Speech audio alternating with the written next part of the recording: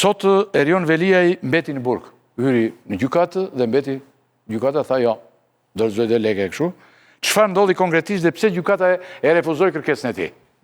Mundet ta dim tani? Nuk ishte një kërkesë klasike siç parashikon Kodi i Procedurës Penale për zëvendësim të masës së sigurisë. Ligji detyron prokurorinë e posaçme që çdo 2 muaj të jap informacion përpara gjykatës për persona që kanë nën hetim. Në rastin konkret, këtë veprim hetimor dhe gjyqësor, prokuroria e posaçme e ka kryer në një seancë të zhvilluar në muajin prill, ku në atë kohë informoi gjykatën për të gjitha veprimet paraprake hetimore të kryera ndaj zotit Veliaj, kryetari i Bashkisë Tiranës, bashkëshortes së tij Ajola Xoze, si dhe 6 biznesmenëve të cilët janë nën hetim nga ana e prokurorisë së posaçme në të njëjtën çështje, për veprat penale të korrupsionit dhe të pastrimit të parave. Sipas ligjit, kur prokurorët ose gjykatësi paraprak konstatojnë që prokurorët nuk kanë më veprime hetimore për të kryer, mund t'i urdhërojë ata që të shkurtojnë kohën e hetimit ose nga ana tjetër të vlerësojë edhe masën e sigurisë. Gjykata shkallës parë qëndroi mendimi që masa e sigurisë për zotin Veliaj nuk duhet të ndryshonte, pasi nuk kishin ndryshuar kushtet dhe kriteret mbi bazën e cilave kjo masë ishte caktuar. Të vendim të gjykatës së shkallës parë, pra të gjykatës së posaçme, zoti Veliaj e dërgoi në apelin e posaçëm, pra ushtroi ankim ndaj këtij vendimi dhe tha që nuk ekzistojnë më kushtet dhe kriteret dhe krahas informacionit 2 mujor që duhet japin prokurorët e posaçëm, të rishikohej mundësia për zbutjen ose zëvendësimin e masës së sigurisë për të, duke arsyetuar se nuk ekzistonte asnjë kusht apo kriter që ai qëndronte në masën e paraburgimit, pra në arrest me burg, dhe të kthehej në detyrën e tij si kryetari i Bashkisë Tiranës, duke arsyetuar se është i zgjedhur vendor e për këtë arsye nuk ekziston më risku të prish provat apo të intimidojë dëshmitarët. Sigurisht që gjatë seancës së ditës së sotme, ku ishte i pranishëm vetëm avokati i zotit Veliaj, sepse kryetari i bashkisë nuk ishte preferuar të merrte pjesë në këtë seancë, nga ana tjetër ishte i pranishëm biznesmeni Elmana Bule dhe avokatja e tij, avokatët kanë insistuar që masa për zotin Veliaj të zbutet, duke dhënë si opcion ose alternativë edhe garancinë pasurore që e ka vendosur që në krye të herës, por pa specifikuar një shumë përkatëse, duke lënë këtë shumë në vlerësim apo në çmim të gjykatës.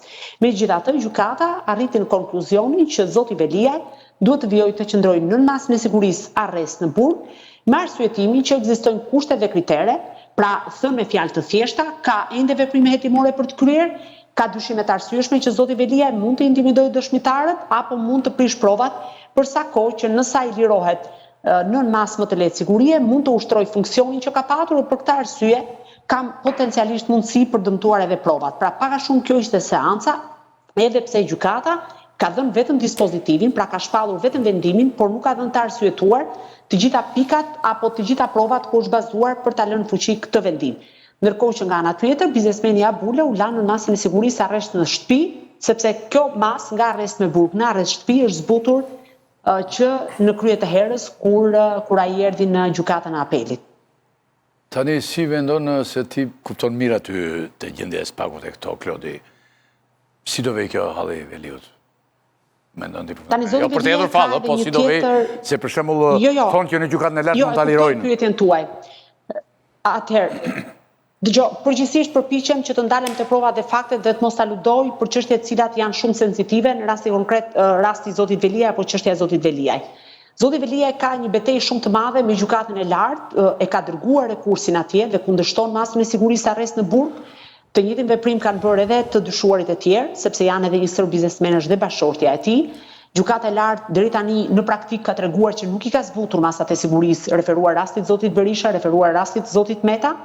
Megjithatë, kjo është hera e parë që një zgjedhur vendor, sikurse është rasti i zotit Veliaj, të jetë arrestuar në detyrë dhe parë në këtë aspekt, gjykata do të jetë përpara një dileme shumë të madhe, sepse zoti Veliaj, ndryshe nga të gjithë personazhet apo funksionarët e tjerë, është i vetmi arrestuar gjatë ushtrimit të detyrës. Nëse kthehemi pas në kohë, që nga Lefter Koka, Alçi Bllako, Ilir Beqaj e tjerë me radhë, zoti Berisha apo zoti Meta, të gjithë kanë qenë jashtë ushtrimit të funksionit. I vetmi që ka qenë në detyrë ka qenë zoti Veliaj dhe gjykata e lartë tej të tjerave, pra tej dyshimit arsyeshëm që duhet vlerësoj nëse ekziston apo jo, provave dhe fakteve që ka prokuroria, duhet të marrë në konsiderat edhe pjesën e funksionit që ai ushtron, sepse deri tani Zoti Veliaj është zyrtarish kryetari i Bashkisë së Tiranës. Nëse humbet betejë me gjykatën e lartë, të gjitha gjasat janë që parabugimi për zotin Veliaj të zgjatet minimalisht deri në 1 vit, sepse më pas duhet të rifillojë me zëvendësi masash dhe është një histori krejt tjetër në raport me atë çfarë ka ndodhur me personat e tjerë nën hetim. Ndërkohë që po të marrim në konsiderat veprat penale për cilat ai dyshohet, siç është korrupsioni apo pastrimi i parave, në të gjitha rastet, praktika e SPAK-ut, gjykatës posaçme, por edhe deri në gjykatën e lartë, ka treguar që të gjithë këta persona, pra kategori qofshin zyrtarë të lartë apo persona të tjerë që kanë ushtruar funksione të ndryshme, kanë mbetur në masën e arrestit me burg. Ka patur raste vetëm të jashtëzakonshme, si që janë smundje të rënda, apo kur kanë patur fëmijë të smur dhe në ngarkim, që gjykata ka qenë më tolerante ndaj tyre. Kështu që parë në këtë aspekt, janë këto 2 momente që mund veçoj pa bërë asnjë aludim dhe duke qenë shumë korrekte si në raport me ligjin, ashtu edhe në raport me situatën. Ndërkohë që në rastin e zotit Veliaj, situata është pak më e rënduar për të, sepse zoti Veliaj, ndërkohë që ishte në parabugim, SPAK ngriti pretendime që ai kishte dirigjuar sulme ndaj gjyqtarëve dhe prokurorëve nga burgu. Dhe në këtë aspekt, ky është argumenti thelbësor që prokurorët e posaçëm janë duke insistuar ose duke e përsëritur seancë pas seance për ta mbajtur atë në masën e arrestit me burg. Klodi, faleminderit shumë, të shkëputëm në këtë moment, po e vështirë me temperaturat e të gjitha, dhe takohemi misionin e ardhshëm. Faleminderit, natën e mirë bashkë. Pra, me shpjegimet që morëm dhe nga zonja Lala, po dhe nga që kemi dëgjuar për gjatë ditës, Erion Veliaj është një, duket si një dëshpërim të madh pason tani.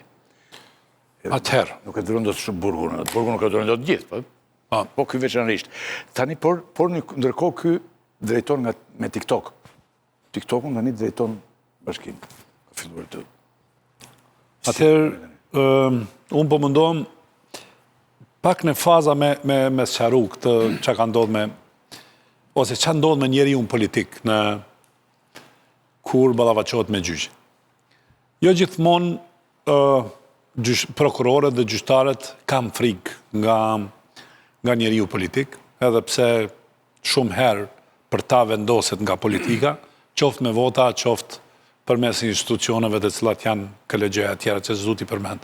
Po çfarë ka ndodhur realisht dhe pse është në këtë situatë Erion Veliaj? Faza e parë është sulmi, arroganca politike për të individuar një proces. Se njeriu politik e kërkon ose gjithmonë është i pafajshëm në diskursin e tij kur ballafaqohet me gjyqin. Dhe nuk ka bërë disa analiza se përveç që është proces gjyqësor, rasti Erion Veliaj ka dhe një ekuilibër sociopolitik.